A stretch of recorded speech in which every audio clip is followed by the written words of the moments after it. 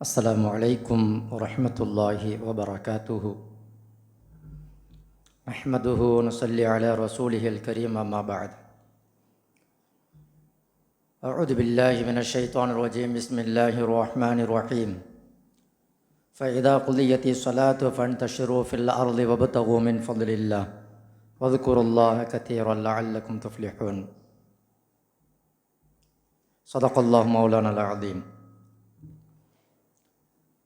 எல்லா புகழும் புகழ்ச்சியும் ஏக வல்லவனான அல்லாஹ் ஒருவனுக்கு உரித்தாகட்டுமாக. சாந்தியும் சமாதானமும் ஈருலகத் தலைவர் எம்பெருமானார் முஹம்மது முஸ்தபா கண்மணி ரசூலுல்லாஹி ஸல்லல்லாஹு அலைஹி வஸல்லம் அவர்கள் மீதும், அவர்களின் குடும்பத்தினர்கள், தோழர்கள், தாபியன்கள், தபா தாபியன்கள், நாதக்கள், நல்லவர்கள், இங்கு ஒன்று கூடியிருக்கக்கூடிய நம் அனைவர் மீதும் என்றென்றும் நிறைவாக நின்று நிலவட்டுமாக. கண்ணியத்திற்குரிய பெரியோர்கள், சகோதரர்களே,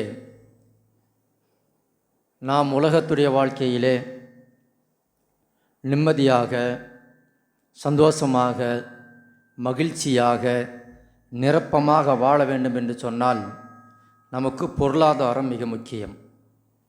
பணம் காசு முக்கியம். நாம் நிம்மதியாக வாழ வேண்டும் என்று சொன்னால் நமக்கு உணவு, உடை, உறைவிடம் இதுவெல்லாம் மிக முக்கியம். அல்லாஹ் ஜல்ல ஷானு தஆலா பொருளாதாரத்தை பற்றி குர்ஆனிலே சொல்லும்பொழுது ஃபதுல் என்று சொல்கின்றான். நாம் என்ன நினச்சிக்கிறோம், சம்பாதிக்கிற தப்புலாம் கிடையாது. சம்பாதிக்கிறத அல்லாஹ் பொருளாதாரத்தை பற்றி சொல்லும்போது அது என்னுடைய ஃபதுல் என்று சொல்கிறான். உதாரணத்திற்கு சில விஷயங்கள் நமக்கு உலமாக்கள் சொல்லி காட்டுவாங்க. ஜும்ஆவுடைய தொழுகையை பற்றி அல்லாஹ் சொல்லும் பொழுது, நீங்கள் பாங்கு சொல்லப்பட்டால் பள்ளிவாசலுக்கு வந்துடுங்க, தொழுகைக்காக வந்துடுங்க. ஃபைதா குலியத்தி ஸலாத்து ஃபன்தஷிரு ஃபில் அர்ல். தொழுகை முடிஞ்சிருச்சா பூமியில் பரவி சென்று மின் ஃபல்லில்லா, அல்லாஹ்வுடைய ஃபல்லை, அல்லாஹ்வுடைய பேரருளை நீங்கள் தேடிக்கொள்ளுங்கள் என்று அல்லாஹ் சொல்லுவான். இந்த இடத்துல தொழுதுட்டு போய் நீங்கள் சம்பாதிங்க, தொழுதுட்டு போய் வியாபாரம் பண்ணுங்க, தொழுதுட்டு போய் விவசாயம் பண்ணுங்க, தொழுதுட்டு போய் பொருளாதாரத்தை சம்பாதியுங்கள், சீக்கிரமாக போய் சம்பாதிங்க அப்படின்னு அல்லாஹ் சொல்கிறான். இந்த இடத்துல நம்முடைய சம்பாத்தியத்தை பற்றி அல்லாஹ் சொல்லும்போது ஃபல்ல் என்று சொல்கின்றான். அராக் பின் மாலிக் ரலியல்லாஹு அன்ஹு ஜும்மா தொழுது முடிச்சுட்டு வெளியில் போய் அல்லாஹ்விடத்தில் ஒரு துவா செய்வாங்களாம். மஸ்ஜிதை விட்டு வெளியில் போய் ஒரு துவா செய்வாங்களாம். யா அல்லாஹ், நீ ஜும்மாவுக்கு பாங்கு சொல்லப்பட்டால் வியாபாரத்தை, உலகத்துடைய அலுவல்களில் விட்டுட்டு வந்துருன்னு சொன்னேன். நான் எல்லாத்தையும் விட்டுட்டு ஜும்மா தொழுகைக்கு வந்துட்டேன். இப்போ நீ சொல்கிற ஃபைதா குல்லியத்தி ஸலா, தொழுது முடிச்சுட்டு ஃபன்தஷிரு ஃபில் அர்ல், பூமியில் பரவி சென்று என்னுடைய பேரருளை நீ தேடிக்கொள்ளு அப்படின்னு தேடிக்கொள்ளுங்கள் நீ சொல்கிற. யா அல்லாஹ், நீ பாங்கு சொன்ன உடனே மஸ்ஜிதுக்கு வரணும்னு சொல்லிட்ட, நான் வந்துட்டேன். இப்போ தொழுதுட்டு போய் பூமியில் உன்னுடைய பேரருளை தேட சொல்கிற. நான் வெளியில் போகிறேன், நான் விவசாயத்திற்காக போகிறேன், வியாபாரத்துக்காக போகிறேன், உத்தியோகத்துக்காக போகிறேன். நீ என்னுடைய ரிசுக்கில் பரக்கத்து செய், நீ எனக்கு ரிசுக்கை கொடு, நீ ரிசுக்கு கொடுப்பவர்களெல்லாம் மிக விசாலமானவன், சிறந்தவன் என்று அராக் பின் மாலிக் ரலியல்லாஹு அன்ஹு சொல்லுவாங்களா. அப்போ பாங்கு சொன்ன உடனே வந்துடணும். அதுக்கு பிறகு ஜும்மாவில் நம்ம சம்பாதிக்கிறது அது ஃபதுல் அல்ல, அது ஃபித்னா. குர்ஆனில் பொருளாதாரத்தை அல்லாஹ் ஃபதுல்னு சொல்கிறான், என்னுடைய பேரருள்னு சொல்கிறான். இன்னொரு இடத்துல அது ஃபித்னான்னு சொல்கிறான். எப்போ தொழுகை விட்டுட்டு, தீனை விட்டுட்டு, ஹலால் ஹராம் பார்க்காம நாம் சம்பாதிக்கிறோமோ அப்பொழுது அந்த பொருள், அந்த பொருளாதாரம், அந்த பணம் காசு நமக்கு சோதனையாக, ஃபித்னாவாக மாறும். எப்பொழுது அல்லாஹ்வுடைய கட்டளைப்படி வாழ்ந்து கொண்டு நாம் பொருளாதாரத்தை நேர்மையான முறையிலே சம்பாதிக்கின்றோமோ அப்பொழுது அது அல்லாஹ்வுடைய பேரருளாக மாறிடும். அப்போ அல்லாஹ் சொல்கிறான், சம்பாத்தியம் என்பது, பணம் காசு என்பது, பொருளாதாரம் என்பது அது அல்லாஹ்வுடைய பேரருள். இன்னொரு இடத்துல நபி ஸல்லல்லாஹு அலைஹி வஸல்லம் அவங்க இடத்துல சில ஏழை சஹாபாக்கள் வந்தாங்க. யா ரசூலல்லாஹ், நாங்கள் ரொம்ப ஏழைகளாக இருக்கிறோம், நாங்கள் ரொம்ப ஏழைகளாக இருக்கிறோம். வசதி படைத்த சில சஹாபாக்கள் இருக்கிறாங்க, வசதி படைத்த சில சஹாபாக்கள் இருக்கிறாங்க. எங்களுக்கு அவங்களுக்கு என்ன வித்தியாசம் அப்படின்னா, நாங்கள் தொழுகிறோம், அவங்களும் தொழுகிறாங்க. நாங்கள் நோன்பு வைக்கிறோம், அவங்களும் நோன்பு வைக்கிறாங்க. நாங்கள் குரான் ஓதணும், அவங்களும் ஓதுறாங்க. நாங்கள் எல்லா அமல்களும் நாங்கள் செய்கிற மாதிரி அவங்க செய்கிறோம். ஆனால் யார சொல்லலாம், அவங்கக்கிட்ட பணம் இருக்குது, அவங்ககிட்ட செல்வம் இருக்குது. அதனால் அவங்க அந்த செல்வத்தை கொண்டு தான தர்மங்களுக்கு கொடுக்குறாங்க, நல்ல காரியங்களுக்கு செலவிடுறாங்க. நாங்கள் ஏழைகளாக இருக்கின்ற காரணத்தினால் எங்களால் அவர்களை முந்த முடியவில்லை, அவர்களை போன்று எங்களுக்கு தான தர்மங்களை செய்ய முடியவில்லை என்று சொன்ன பொழுது ஸல்லல்லாஹு அலைஹி வஸல்லம் அவங்க ஏழை சஹாபாக்கள் எடுத்து சொன்னாங்க, நீங்கள் ஒவ்வொரு ஃபர்லு தொழுகைக்கு பிறகும் சுப்ஹானல்லாஹ் 33 தடவை, அல்ஹம்துலில்லாஹ் 33 தடவை, அல்லாஹு அக்பர் 34 தடவை இதை ஓதிக்குங்க. அவங்களோட நீங்கள் முந்திடலாம். ஆனால் யாராவது இதே மாதிரி உங்களை பார்த்து செய்ய ஆரம்பித்தா அது ஒன்றும் பண்ண முடியாது அப்படின்னு ஸல்லல்லாஹு அலைஹி வஸல்லம் சொல்லிட்டாங்க. இவங்க போனாங்க, இதே மாதிரி அமல் செஞ்சுட்டு வந்தாங்க. அந்த காலத்தில் இருந்த வசதியுள்ள சஹாபாக்களுக்கு ஆசை, அவங்க மட்டும் ஓதுறாங்களே நாமளும் ஓதலாம் அப்படின்னு சொல்லி எல்லாரும் ஓத ஆரம்பிச்சிட்டாங்க. சஹாபாக்கள் ஒரு சின்ன நன்மை கூட விட மாட்டாங்க. வாய்ப்புகள் இருந்தால் எல்லா நன்மைகளையும் செய்ய ஆரம்பிச்சிடுவாங்க. அப்போ வசதியான அந்த சஹாபாக்கள் கேட்டார்கள், யார சொல்லல், அவர்களும் ஓத ஆரம்பிச்சிட்டாங்க.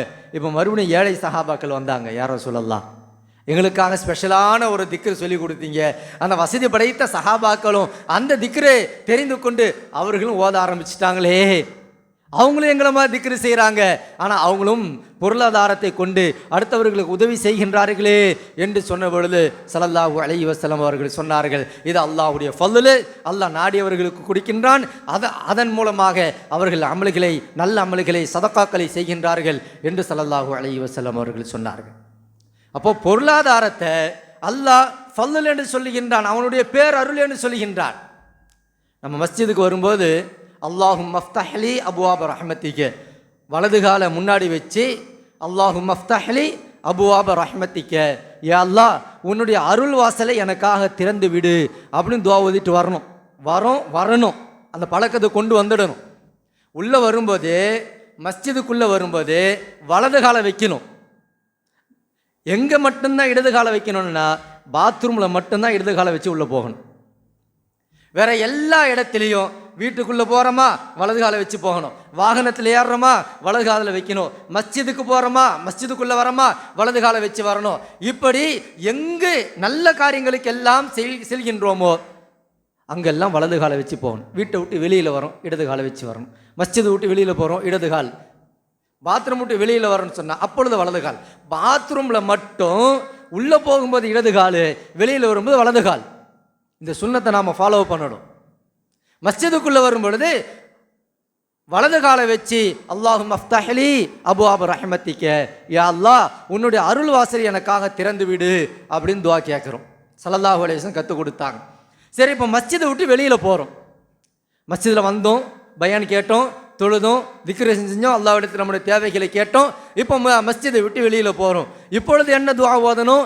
இடது காலை முதல்ல வெளியில் வச்சு அல்லாஹும்ம இன்னி அஸ்அலுக மின் ஃபض்லிக, யா அல்லாஹ் நான் உன்னுடைய ஃபض்லை வேண்டுகிறேன், பேரருளை வேண்டுகிறேன்.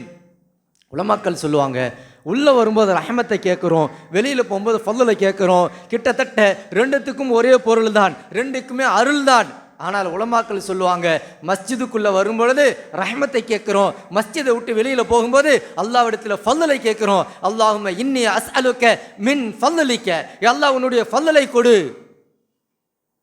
ரஹ்மத்துக்கு எவ்வளோ விளக்கங்கள் இருக்குது, அது ஒரு பக்கம் இருக்கட்டும். இப்போ வெளியில் போகும்பொழுது யா அல்லாஹ் நான் வந்தேன், தொழுதேன், திக்ரு செஞ்சேன், குர்ஆன் ஓதனேன், உன்னிடத்தில் கேட்டேன், இப்பொழுது நான் வெளியில் போகிறேன், இப்பொழுது நான் வெளியில் போகிறேன், வியாபாரத்துக்கு போகிறேன், உத்தியோகத்துக்கு போகிறேன், அந்த உத்தியோகத்தில் எனக்கு பரக்கத்தை கொடு. ஃபض்ல் அப்படின்னு சொன்னால் உலகியல் ரீதியான அருட்கொடைகளுக்கு ஃபض்ல் என்று சொல்லப்படும் உலமாக்கள் சொல்கிறாங்க. தீன் சம்பந்தமான அருட்கொடைகளுக்கு ரஹ்மத் என்று சொல்லப்படும். அதனால தான் உள்ளே வரும்பொழுது யா அல்லாஹ் உன்னுடைய ரஹ்மத்தை எனக்கு கொடுன்னு கேட்குறோம். உள்ளே வரும்பொழுது உன்னுடைய ரஹ்மத்தை எனக்கு கொடு அப்படின்னு கேட்குறோம். தொழுகிறது ரஹ்மத்து, தீன் சம்பந்தமான எத்தனை அருட்கொடைகள் இருக்கிறதோ அது எல்லாம் ரஹ்மத்துக்குள்ளவும், துன்யா சம்பந்தப்பட்ட எத்தனை அருட்கொடைகள் இருக்கிறதோ அது எல்லாம் ஃபض்லிலும் சேரும். அதனால தான் மஸ்ஜிதை விட்டு வெளியில் போகும்போது யா அல்லாஹ் எனக்கு உன்னுடைய அருள் வாசலை, உன்னுடைய ஃபض்லை எனக்கு திறந்து எனக்கு நான் கேட்கிறேன் என்ற துஆவை ஓதிட்டு வெளியில் போகணும் அப்படின்னு ஸல்லல்லாஹு அலைஹி வஸல்லம் அவர்கள் சொல்லி கொடுக்குறாங்க. அப்போது இந்த பொருளாதாரம் என்பது அல்லாஹ்வுடைய கட்டளைக்கு உட்பட்டு நாம் சம்பாதிக்கும் பொழுது அது நமக்கு பேரருளாக மாறும். அது நமக்கு பேரருளாக மாறும். அதே மாதிரி ஜும்மாவுக்கு சீக்கிரமாக வந்துடணும். அதில் நம்ம நிறைய பேர் கோட்டை விட்டுடுறோம். ஜும்மாவுக்கு பாங் சொன்னோன்னு மஸ்ஜிதுக்கு வரணும். சாலிஹைன்களில் தஃப்சீர் இப்னு கசீரில் எழுதியிருக்கிறாங்க, ஒரு மனிதர் ஜும்மாவை முடிச்சுட்டு நேராக வியாபாரத்துக்கு உலகியல் ரீதியான காரியங்களுக்கு போகிறாருன்னு சொன்னால் அவருக்கு அல்லாஹ் 70 தடவைகள் பரக்கத் செய்கிறானா. அவங்க தொழுகை முடித்தவரை நேராக வீட்டுக்கு போய் சாப்பிடுவோம். உலமாக்கள் சொல்கிறாங்க, தொழுகை முடித்த உடனே நேராக வியாபாரத்துக்கு போங்க. ஏன்னு சொன்னால் அல்லாஹ் என்ன சொல்கிறான், ஃபன் தஷ்ரூ ஃபில் அர்லி வபுதகு மின் ஃபதுலில்லாஹ், பூமியில் பரவி சென்று அல்லாஹ்வுடைய பேரருளை நீங்கள் தேடிக்கொள்ளுங்கள் என்று அல்லாஹ் சொல்கிறான். அதனால் யார் ஜும்ஆவை முடிச்சுட்டு நேராக தங்களுடைய உலகியல் ரீதியான காரியங்களில் ஈடுபடுகின்றார்களோ அவர்களுக்கு அல்லாஹ் 70 தடவைகளை பரக்கத் செய்கிறான் அப்படின்னு தஃப்சீர் எழுதியிருக்கிறாங்க. அதனால் நம்ம ஜும்மாவுக்கு வரும்போது சீக்கிரமாக வந்துடணும். ஜும்மா முடிச்சுட்டு நேராக வீட்டுக்கு போகாமல் நம்முடைய தொழில் துறைகளுக்கு, வியாபாரத்திற்கு, நம்முடைய சம்பாத்தியத்திற்கு நேராக செல்ல வேண்டும் என்று உலமாக்கள் நமக்கு சொல்கிறாங்க. சரி, இப்போ அல்லாஹ் இந்த பொருளாதாரத்தை ஃபதுல் என்று சொல்லுகின்றான், அவனுடைய அருட்கொடை என்று சொல்லுகின்றான். அந்த அருட்கொடைக்கு அல்லாஹ் 2 நிபந்தனைகள் விதிக்கிறான். நாளை மறுமை நாளில் 4 கேள்வி கேட்காத வரைக்கும் யாரும் இடத்த விட்டு நகர முடியாது, கால் அசையாது. மஹ்ஷர் மைதானத்தில் இந்த 4 கேள்விக்கு பதில் சொல்லாமல் யாரும் இருக்கிற இடத்த விட்டு நகர முடியாது. ஸல்லல்லாஹு அலைஹி வஸல்லம் சொன்னாங்க. அதில் 4 கேள்வி, அது நமக்கு தெரியும். அதில் ஒரு கேள்வி அம்மாலிஹி, அவனுடைய பொருளாதாரத்தை பற்றி அல்லாஹ் கேட்பான். 4 கேள்வியில் 1 சம்பாத்தியத்தை பற்றி அல்லாஹ் கேட்பான். மின் ஐன இக்தஸபஹு வ ஃபீமா அன்ஃபகஹு, முதல்ல அல்லாஹ் எப்படி நம்ம கேட்பான், எப்படி சம்பாதிச்ச. பொருளாதாரத்திற்கு மட்டும் 2 கேள்விகள் அல்லாஹ் கேட்பான். சரி, நம்ம இஷ்டத்துக்கு சம்பாதிக்கலாம், அப்படியும் சம்பாதிக்க முடியாது. அதை ஹலால் ஹராம் பார்க்கணும். அல்லாஹ்வுக்கு பிடிக்காத செயல்களே அந்த சம்பாத்தியத்தில் இருக்கக்கூடாது. ஸல்லல்லாஹு அலைஹி வஸல்லம் அவர்கள் ஹதீஸில் சொல்கிறாங்க, நீங்கள் பொருளாதாரத்தை சம்பாதிப்பதிலே அல்லாஹ்வை பயந்து கொள்ளுங்கள், சுத்தமான முறையில் நீங்கள் சம்பாதிங்க. ஸல்லல்லாஹு அலைஹி வஸல்லம் சொல்கிறாங்க, அல்லாஹ்வை பயந்து சுத்தமான முறையில், ஹலாலான முறையில் சம்பாதிங்க. சில சமயம் நமக்கு பொருளாதாரம் வந்து சேருவதில் கொஞ்சம் லேட் ஆகிடும். பொருளாதாரம் வந்து சேர்றதுல கொஞ்சம் லேட் ஆகிடும். இந்த சமயத்தில் நீங்கள் அல்லாஹ்வுடைய கட்டளை மீறிடாதீங்க. ஏன்னு சொன்னால் அல்லாஹ்வுடைய கட்டளைக்கு மீறும் பொழுது இன்னும் சோதனைகள் தான் அதிகமாகுமே தவிர அல்லாஹ்வுடைய ரஹ்மத் நம்ம தேடி வராது. ஒரு சம்பவம் ஒன்று சொல்லுவாங்க. ஒரு மனிதர் மஸ்ஜிதுடைய வாசலில் தங்களுடைய ஒட்டகத்தை, அந்த காலத்தில் ஒட்டகத்தையோ கோவரி கழுதையோ அவர் கட்டி போடாமல் ஒருத்தர்கிட்ட கொடுத்துட்டு இதை கொஞ்சம் பிடிச்சிக்கிட்டீரி, என்ன சொல்கிறாரு, இந்த ஒட்டகத்தை கொஞ்ச நேரம் பார்த்துக்கிட்டீரி, நான் உள்ளே போய் ஒது செஞ்சுட்டு தொழுதுட்டு வந்துடுறேன் அப்படின்னு சொல்லிட்டு போனார். உள்ளே தொழுதுட்டு வரேன், அது வரைக்கும் இந்த ஒட்டகத்தை நீ பார்த்துக்கோ அப்படின்னு சொல்லிட்டு உள்ளே தொழுவு போனார். தொழுதுட்டு வந்து பார்த்தா ஆளையும் காணா, அந்த ஒட்டகத்தில் கட்டியிருந்த அந்த மூக்கணாங்கயிறையும் காணா. உள்ளே போனவர் நினச்சாராம், சரி நம்ம தொழுதுட்டு வர வரைக்கும் இந்த ஒட்டகத்தை பாதுகாத்துட்டு இருக்கிறாரு, இவருக்கு நம்ம ஏதாவது காசை கொடுத்துடலாம். அவர் நினைச்சாரு, கொஞ்ச நேரம் பார்த்துட்டு இருக்கிறார், ஒரு மனித இயல்பு தானே, கொஞ்ச நேரம் பார்த்துருக்குப்பான்னு சொல்கிறோம். இவர் போகும்போது நினச்சிக்கிட்டு போனாராம், நான் அவருக்கு வந்த உடனே ஏதாவது காசு கொடுக்கலாம் அப்படின்னு நான் போகிறேன். வந்து பார்த்தா ஆளையும் காணா, ஒட்டகத்தில் அந்த மூக்கணாங்கயிறையும் காணா. அவர் சொல்கிறாரு, நான் இந்த மூக்கணாங்கயிற்றுடைய விலை என்னவோ அதைத்தான் கொடுக்கலாம் நியத் பண்ணின்னு போனேன், நினச்சிக்கின்னு போனேன். வந்து பார்த்தா மூக்கணாங்கயிறையும் காணா, ஆளையும் காணா. கொஞ்சம் அவசரப்பட்டதுனால ஹலாலாக கிடைக்க வேண்டிய அந்த வருமானம், அந்த உதவி ஹராமில் திருட்டாகி போயிடுச்சு. அவர் நினச்சிக்கிட்டு போனார், ஒரு 10 ரூபா 20 ரூபான்னு வச்சுக்கலாமே, 20 ரூபா கொடுக்கலான்னு நான் நினச்சிக்கிட்டு போகிறேன். வந்து பார்த்தா அந்த 20 ரூபா மதிப்புள்ள மூக்கணாங்கயிறு அவர் அவுத்துட்டு போயிட்டார். பிடிச்சிக்கிட்டு இருந்து அவுத்துட்டு போயிட்டார். இப்போ இவர் சொல்கிறாரு, நான் ஹலாலாக 20 ரூபா கொடுக்கலான்னு பார்த்தேன், அந்த மனுஷன் ஹராமாக 20 ரூபா எடுத்துகிட்டு போயிட்டான். இப்போ இது மாதிரி தான் நம்ம கொஞ்சம் அவசரப்படுறதுனால ஹலாலாக வந்து சேர வேண்டிய அந்த பொருளாதாரம் நமக்கு ஹராமாக வந்து சேர்ந்துடும். அதனால் ஸல்லல்லாஹு அலைஹி வஸல்லம் சொல்கிறாங்க, நீங்கள் ஹலாலான முறையில் சம்பாதிங்க, அல்லாஹ்வை பயப்படுங்க. சம்பாதிக்கும் போது யாரையும் எதையும் நீங்கள் பார்த்துடாதீங்க. யாரும் நான் எதுவுமே சட்டை பண்ண மாட்டேன்லாம் சம்பாதிக்காதீங்க. சம்பாதிக்கிறதுக்கு ஒரு நியதி இருக்குது, அதே மாதிரி அதை செலவு பண்ணுறதுக்கு ஒரு நியதி இருக்குது. நான் சம்பாதிச்சேங்க, நான் செலவு பண்ணுவேங்க, அப்படிலாம் யாரும் இருக்க முடியாது. எப்படி சம்பாதிக்கிறதுக்கு அல்லாஹ் ஒரு ரூல்ஸை போட்டு கொடுத்துருக்கிறானோ, இப்படி தான் சம்பாதிக்கணும், இந்த வழியில் தான் நீ சம்பாதிக்கணும், பொய் சொல்லக்கூடாது, ஏமாற்றக்கூடாது, திருடக்கூடாது, அடுத்தவங்க பொருளை அபகரிக்கக்கூடாது அப்படின்னு அல்லாஹ் ஒரு ரூல்ஸ் போட்டு கொடுத்துருக்குறான்ல. நம்ம இஷ்டம் சம்பாதிக்க முடியுமா? எது வேணாலும் நம்ம செஞ்சிட முடியுமா? நான் சொல்லுவாங்கல்ல, நாய் வித்த காசு குறைக்குமான்னு வாங்கி போட்டுற முடியுமா? எதுவுமே முடியாது. அல்லாஹ் எப்படி சொல்லியிருக்கிறான் அப்படித்தான் சம்பாதிக்க முடியும். அப்போ நபி ஸல்லல்லாஹு அலைஹி வஸல்லம் அவங்க சொல்கிறாங்க, இந்த பொருளாதாரத்திற்கு மட்டும் 2 கேள்விகள் இருக்குது. ஒன்று,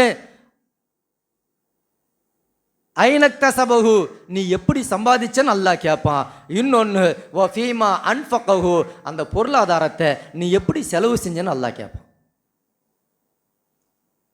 அந்த பொருளாதாரத்தை கஷ்டப்பட்டு சம்பாதிச்ச இல்லையா, எப்படி ஹலாலாக சம்பாதிச்சா ஹராமாக சம்பாதிச்சியா, இது அல்லாஹ் கேட்பான். அந்த பொருளை எப்படி நீ செலவு செஞ்ச, ஆகமாக்கப்பட்ட வழியிலையா அல்ல தகாத வழியிலையா, அல்லாஹ் கேட்பான். இப்போ இன்னைக்கு இந்த பொருளாதாரத்தை விரயம் செய்கிறது நிறைய பார்க்குறோம். பொருளாதாரத்தை விரயம் செய்கிறத ரொம்ப பார்க்குறோம். தேவையில்லாமல் அனாவசியமாக காலங்காலமாக கஷ்டப்பட்டு சம்பாதித்த தங்களுடைய உடல் உழைப்பை, பொருளாதாரத்தை சில மணி நேரங்களை கரைச்சிட்டு போயிடுறாங்க.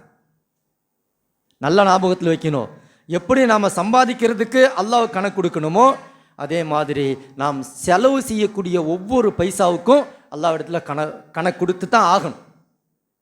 பொருளாதாரத்துக்கு மட்டும், நான் சம்பாதிக்கக்கூடிய சம்பாத்தியத்துக்கு மட்டும் 2 கேள்விகள். ஒன்று, எப்படி சம்பாதிச்ச, அதை எப்படி செலவு செஞ்ச. அப்போ நாம் செலவு செய்கிறதுக்கும் ஒரு கண்ட்ரோல் இருக்கு. செலவு செய்கிறதுக்கும் நாம் எப்படி வேணாலும் செலவு செஞ்சிட முடியாது இல்லையா. அல்லாஹ் எப்படி செலவு செய்ய சொல்லியிருக்கிறானோ அப்படித்தான். அப்போ நாம் இன்னைக்கு சமுதாயத்தில் பார்க்குறோம், பொருளாதாரத்தை ரொம்ப இஸ்ராஃபா வீண் விரயம் செய்கிறத நம்ம நிறைய பார்க்குறோம். சமீப காலத்தில் அதிகமாக வருது. குரானில் இஸ்ராஃப்ங்கிறதுக்கு 2 வார்த்தையை அல்லாஹ் பயன்படுத்துகிறான். குலு வஷ்ரபு வலா துஸ்ரிஃபு, உண்ணுங்கள் பருகுங்கள், வீண் விரயம் செய்யாதீர்கள். வலா துஸ்ரிஃபு, இஸ்ராஃப் செய்யாதீங்க. இன்னஹு லா யுஹிப்புல் முஸ்ரிஃபீன், நிச்சயமாக வீண் விரயம் செய்பவர்களை அல்லாஹ் நேசிக்க மாட்டான். இது ஒன்று, இஸ்ராஃப் அப்படிங்கிற வார்த்தை. இன்னொன்று அல்லாஹ் குரான் சொல்றா, வலா துபத்திர் தப்தீரா. நீங்க இங்க இஸ்ராஃப் தான், ஆனா வேற வார்த்தையை எல்லாம் பயன்படுத்தினா, வலா துபத்திர் தப்தீரா, நீங்க வீண் விரயம் செய்யாதீர்கள். இன்னல் முபத்திரீன கானு இஹ்வான ஷயாத்தீன், யார் தப்தீர் செய்கின்றார்களோ, இஸ்ராஃப் செய்கின்றார்களோ அவர்கள் ஷைத்தானுடைய சகோதரர்கள். 2 வார்த்தை, 2 இடத்தையும் அல்லாஹ் வேற வேற மாதிரியா சொல்றான். வலா துஸ்ரிஃபு, இஸ்ராஃப் பண்ணாதீங்க, இஸ்ராஃப் பண்றவர்களை அல்லாஹ் நேசிக்க மாட்டான். இங்க வலா துபத்திர், இங்கே இஸ்ராஃப் பண்ணாதீங்க. இங்க இஸ்ராஃப்ன்ற வார்த்தை அல்லாஹ் பயன்படுத்தல, தப்தீர் அப்படிங்கிற வார்த்தையை பயன்படுத்துறான். தப்தீர் செய்பவர்கள் ஷைத்தானுடைய சகோதரர்கள். அங்க இஸ்ராஃப் செய்யறவங்க அல்லாஹ் நேசிக்க மாட்டா, இங்க தப்தீர் செய்யறவர்கள் ஷைத்தானுடைய சகோதரர்கள். 2 இடத்துல அல்லாஹ் சொல்றான். உலமாக்கள் கிட்டத்தட்ட 2மே இஸ்ராஃபு வீண் விரயம் அப்படிங்கிற பொருளை தான் கொடுத்தாலும் 2க்கும் ஒரு சிறிய வித்தியாசம் இருக்கிறது. உலமாக்கள் சொல்லுவாங்க, இஸ்ராஃப்னு சொன்னா செலவு செய்ய வேண்டிய இடம்தான், செலவு செய்ய வேண்டிய இடம்தான், அந்த இடத்துல கொஞ்சம் அதிகமாக செலவு செய்கிறது. செலவு செய்ய வேண்டிய தேவை, ஒரு 10,000 செலவு பண்ண வேண்டிய இடத்துல 15,000 செலவு பண்றார். 10,000 தேவை, 5,000 இஸ்ராஃப். கல்யாணத்தில் கல்யாண சாப்பாடு கட்டாயம் தானே செய்கிறோம், அதில் கொஞ்சம் அதிகமாக செஞ்சிடறோம், இஸ்ராஃப் பண்ணிடுறோம். அதை போட்டு இதை போட்டு, இல்லை 100 கிலோ போட வேண்டிய இடத்துல 150 கிலோ, 50 கிலோ போட வேண்டிய இடத்துல 100 கிலோ போட்டு சாப்பாட்டு வீணாக்குறோம். எவ்வளவு தேவையோ எவ்வளவு செலவு செய்யணுமோ அவ்வளவு. வலிமாவில் தேவைதான், வலிமாங்கிறது சுன்னத்து, ஆனால் அதில் ஆடம்பரம், அதில் ரொம்ப இஸ்ராஃப். இப்படி இஸ்ராஃப் அப்படின்னு சொன்னா செலவு செய்ய வேண்டிய தேவை இருக்கிறது, அந்த இடத்துல கொஞ்சம் அதிகமாக செலவு செய்கிறார். இது இஸ்ராஃப். செலவு செய்ய வேண்டிய இடம்தான், தேவையை விட அளவை விட இவர் அதிகமாக அந்த இடத்துல செலவு செய்கின்றார். ஆகவே இவர் இஸ்ராஃப் செய்கின்றார். இவரை அல்லாஹ் நேசிக்க மாட்டான். புரியுதுங்களா? இன்னொன்று இருக்கு தப்தீர். பாவமான காரியம், தேவையில்லாத காரியங்களிலே செலவு செய்வது தப்தீர் அப்படின்னு உலமாக்கள் சொல்றாங்க. உதாரணத்துக்கு ஹத்னா, பொம்பளை பிள்ளை வயசுக்கு வந்துருச்சுன்னா அதுக்கு ஒரு சடங்கு. இது மாதிரி நிறைய சொல்லிக்கிட்டே போகலாம். நானே உங்களுக்கு ஞாபகப்படுத்தின மாதிரி ஆகிடும். அஜரத் இதெல்லாம் எங்களுக்கு ஞாபகப்படுத்தி விட்டீங்களே அப்படிங்கிற மாதிரி ஆகிடும். அப்போ இது மாதிரி இதெல்லாம் தேவையா? பர்த்டே முக்கியமாக சொல்லணும் இல்லை? பர்த்டே நான் அன்றைக்கி கூட பிள்ளைங்கிட்ட சொன்னேன், ஒருத்தர்கிட்ட ஒரு 10,000 ரூபா இருக்குது. பசங்கிட்ட மாரசா பசங்கிட்ட சொன்னேன், 10,000 ரூபா இருக்குது, 10,000 ரூபா வச்சு உனக்கு எவ்வளோ தேவையோ அப்போ செலவு பண்ணிக்கோ அப்படின்னு கொடுக்குறாங்க. நீ 10,000 ரூபா 1,000 ரூபா செலவு பண்ணிட்ட. ஹஜரத் என்கிட்ட 1,000 ரூபா செலவாயிடுச்சு, நான் 9,000 வச்சிருக்கிறேன், சந்தோஷமா? ஹஜரத் 2,000 ரூபா செலவாயிடுச்சு, 5,000 ரூபா செலவாயிடுச்சு, ஹஜரத் 8,000 ரூபா செலவாயிடுச்சு, சந்தோஷமா? பரவாயில்லப்பா, நல்ல புள்ள, நீ 10,000 கொடுத்த, 8,000 செலவு பண்ணிட்டு 2,000 வச்சிருக்கிறியே, பரவாயில்லையே. 70 வயசு இருக்குதுன்னு வச்சுக்கங்களேன், ஒரு வருஷம் வீணா போச்சு. ஆயுள் மட்டும் கூடாதுங்க, குறையும். நம்ம தப்பாக நினச்சி வச்சிருக்கணும், கூடிடுச்சுன்னு நினைக்கிறோம். ஆயுள் கூடுமா குறையுமா? ஆயுள் கூடாது, குறையும். ஒருத்தருக்கு 60 வயசு, 40 வயசு ஆச்சுன்னா இன்னும் எவ்வளோ தான் இருக்குது? இன்னும் 20 தான் இருக்குது. இன்னும் 5 வருஷம் கழிச்சு அவர் கேட்டு பாருங்க, 45 அப்போ எவ்வளோ தான் இருக்குது? 15 இருக்குது. இன்னும் 10 வருஷம் கேட்டு பாருங்க, அவர் 50 வயசு ஆகிருப்போயிருக்கும். எத்தனை வருஷம் மீதி இருக்கு? குறைஞ்சிக்கிட்டு தான். ஆயுள் கூடாது. நாம் குறைஞ்ச ஆயுளுக்காக பர்த்டே கொண்டாடிட்டு இருக்கிறோம். ஆயுள் குறையுது, முட்டாள்தனமாக நம்முடைய வயசு குறைஞ்சி போய் சந்தோஷமாக கொண்டாடிட்டு இருக்கிறோம். சாதிக்க வேண்டியது உலகத்தில் எவ்வளோ இருக்குது, வயசு வீணா போகுதுன்னு கவலைப்படணுமா? இல்லை, நான் சாதிக்க வேண்டியது எவ்வளோ இருக்குது, நான் கபருக்கு போக போகிறேன், எனக்கு ஒரு வயசு குறைஞ்சிடுச்சு, நான் கபருக்கு போக போகிறேன், வீடு போனுது, காடு வாவானுது, நான் பர்த்டே கொண்டாடிட்டு இருக்கிறேன். அறிவுபூர்வமான விஷயமா இது? இப்போ இது மாதிரி பர்த்டே, இது மாதிரி காரியங்களில் நம்முடைய செலவுகளை, பொருளாதாரத்தை செலவு செய்வது என்பது இது தப்தீர். இந்த இடத்துல செலவு பண்ண வேண்டிய அவசியமே இல்லை. இந்த இடத்துல செலவு செய்ய வேண்டிய அவசியமே இல்லை. நிறைய பேர் மொய் வரும்னு வைக்கிறாங்க. 80,000 செலவு பண்ண 1,00,000 ரூபா மொய் வரும், இவ்வளவுதான். நிறைய கூட்டி கழிச்சு கணக்கு போட்டு பாருங்களேன், இவ்வளவுதான். மண்டபம் பிடிக்கணும், சாப்பாடாக்கணும், எல்லாம் கூட்டி கழிச்சு பார்த்தா மொய் சில சமயத்தில் இடிக்கும். இப்போ இதெல்லாம் அனுபவத்தில் அவர் சிரிக்கிறார் போலரு. என்ன இது மாதிரி தான் நிறைய பேர் கேட்டு பாருங்க, செஞ்சவங்களுக்கு தெரியும். அப்போ இப்போ இது மாதிரியான காரியங்களில் நாம் காலம் முழுவதும் கஷ்டப்பட்டு உழைச்சி பிள்ளைங்களுக்கு சேர்த்து வைக்கக்கூட முடியாமல், இது மாதிரி சில நேரங்களில், சில மணி நேரங்களில் நம்முடைய பொருளாதாரத்தை செலவழிக்கிறதுனால வாழ்க்கையில் என்ன ஆகிட போகிறோம்? எனக்கு தெரிஞ்ச ஒரு அஜரத்து, அவர் அப்போ சொன்னார், ஒரு 15-20 வருஷத்துக்கு முன்னாடி அவர் சொன்னார், ஹசரத், நான் சின்ன பிள்ளையாக இருக்கும்போது எனக்கு ஹத்னா செஞ்சாங்க. அப்போ தான் பண்ணுவாங்க. அப்போது எங்கள் அத்தா கையில் ஒரு காசு இருந்துச்சு, ஒரு அமௌண்ட் இருந்துச்சு. எங்கள் அத்தா சொன்னார், ஒரு இடத்த வாங்கி போடலான்னு சொன்னார். அவர் சொன்னதுங்க இன்னும் என் காதில் ஒழிச்சிக்கிட்டு இருக்கு. இந்த பள்ளிவாசல்ல தான் அவர் சொன்னார். எங்கள் அத்தா சொன்னார், அந்த காசை வச்சு ஒரு இடத்த வாங்கி போடலாம், எங்கே ஈசிஆரில் ஒரு இடத்த வாங்கி போடலாம் அப்படின்னு எங்கள் அத்தா சொன்னார். எங்கள் அம்மா சொன்னாங்க, இல்லைங்க, ஒரே ஒரு ஆம்பளை பிள்ளை, அவனை கத்னா பண்ணி இருக்குது, பூ போட்டு பார்க்கணுங்க. என்ன பண்ணி பார்க்கணும்? பூ போட்டு பார்க்கணும். அன்னைக்கு அந்த 10,000 ரூபா, அந்த காசு எவ்வளோன்னு தெரியல, அந்த காசை வச்சாங்க, தடபுடலாம் செலவு பண்ணாங்க. அப்போ அவர் அந்த அஜரத்து சொல்கிறாரு, ஹஜரத், அன்னைக்கு ஒரு அந்த காசில் ஏதோ கொஞ்சம் இடத்த போட்டு வச்சிருந்தாலும் இன்றைக்கி நாங்கள் கோட்டீஸ்வரர் ஹஜரத், இன்றைக்கி நாங்கள் பெரிய பணக்கார.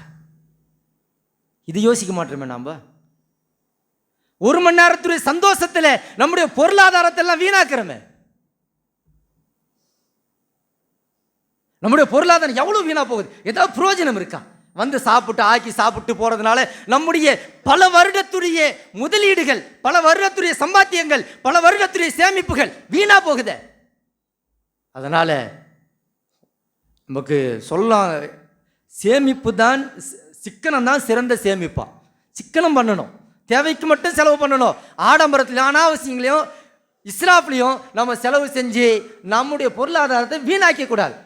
ஞாபகப்படுத்துகிறேன், நம்முடைய ஒவ்வொரு பைசாவுக்கும் அல்லாஹ் எடுத்து பதில் சொல்லணும். நம்முடைய ஒவ்வொரு பொருளுக்கும், ஒவ்வொரு பைசாவிற்கும், செலவு பண்ணக்கூடிய ஒவ்வொரு ரூபாய்க்கும் நம்ம அல்லாஹ்விடத்தில் பதில் சொல்லணும். அப்போ தேவையான இடத்துல தான் கொஞ்சம் அதிகமாக செலவு பண்ணா இஸ்ராஃப், இப்படிப்பட்டவர்களை இன்னவுலா யுஹிப்புல் முஸ்ரிஃபீன், அல்லாஹ் நேசிக்க மாட்டான். தேவையில்லாத இது மாதிரி சடங்கு சம்பிரதாயங்களை கையில் எடுத்துக்கொண்டு பொருளாதாரத்தை அழிக்கக்கூடியவர்கள், தப்தீர் செய்யக்கூடியவர்கள் இஹ்வான ஷயாத்தீன். நல்லா ஞாபகத்தில் வச்சுக்கிங்க, அங்கே அல்லாஹ்வுடைய நேசம் கிடைக்காது. இங்கே ஷைத்தானுடைய உடன் பிறந்தவன் என்று அல்லாஹ் சொல்கிறான். ஷைத்தான் கூட பிறந்தவன். இப்படி தெளிவாக சொல்லணும்னா, தேவையில்லாமல் இது மாதிரி ஆடம்பரங்களை செய்து, அனாவசியங்களை செய்து தங்களுடைய பொருளாதாரத்தை அழித்துக் கொள்கிறாரே, இவர் ஷைத்தான் உடன் பிறந்தவன் என்று அல்லாஹ் குர்ஆனில் பதிவு செய்கின்றான். ஆக நாம் சம்பாதிக்கக்கூடிய பொருளாதாரம் அல்லாஹ்வுடைய பேரருள். அதை சம்பாதிப்பதற்கு ஒரு முறை இருக்கிறது. அந்த வரையறைக்குள் நாம் சம்பாதிக்க வேண்டும். அதே மாதிரி அந்த பொருளாதாரத்தை செலவு செய்வதற்கும் மார்க்கம் நமக்கு ஒரு வரையறை அமைத்து கொடுத்திருக்கிறது. அதற்குள் தான் செலவு செய்ய வேண்டும். அதை மீறி செலவு செய்தால் நாளை மறுமை நாளிலே அல்லாஹ்விடத்திலே கை கட்டி அவனுக்கு பதில் சொல்லிவிட்டுத்தான் நகர முடியும் என்பதை பெருமானார் ஸல்லல்லாஹு அலைஹி வஸல்லம் அவர்கள் சொல்லி காட்டுகின்றார்கள். அல்லாஹ் ஜல்ல ஷானுஹு வ தஆலா எந்த விதத்திலும் பொருளாதாரத்தை வீண் விரயம் செய்யாமல், இஸ்ராஃப் செய்யாமல், தப்தீர் செய்யாமல், பொருளாதாரத்தை தேவையான இடங்களிலே தேவையான அளவுக்கு மட்டும் செலவு செய்யக்கூடிய நன்மக்களாக அல்லாஹ் நம் அனைவரும் ஆக்கி அருள்வானாக. வ ஆகிரு தஅவானா அனில் ஹம்துலில்லாஹி ரப்பில் ஆலமீன். அஸ்ஸலாமு அலைக்கும் வரஹ்மத்துல்லாஹி வபரகாத்துஹு.